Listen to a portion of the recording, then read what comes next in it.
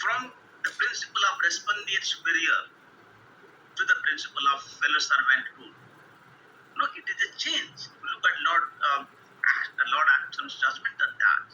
He said about this thing. Why did he talk about this? He would say that it is not the vicarious principle is important. It is the fellow servant rule.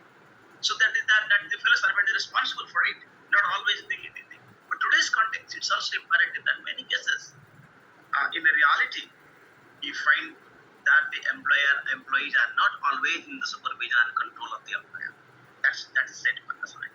But the thing is that happened because the industrialization created such a mess that they wanted to make a change in that. Because initially they believed the industrialization is a panacea. But once the society realized that industrialization has its dark sides, so we need to change the law. And then they started giving more compensation. So law of industrial accidents evolved. You find fixed compensation for potential. So that is one example. And Professor Athia's work actually points out such type of things where you find a practical solution to a practical problem rather than more theoretical orientation in that.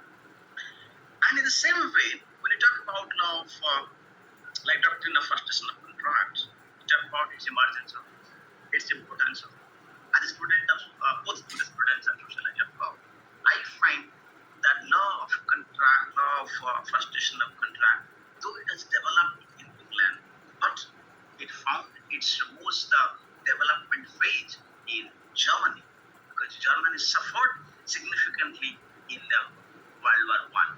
So where their contractual obligations not fulfilled, not because what is called God's acts of God, but because of the intervening factors of the war. So therefore, their commitment could not be made. So contractual obligations are subjected to an external factor. So that is why it developed. Similarly said with the freedom in contract. So what is the dimensions of freedom that Professor Athia's concern is that? What is the aspect of freedom in contract? What is the concept of promissory estoppel in that? So that is the ideas you talk about promissory estoppel, the freedom of contract, these are significant. And today's why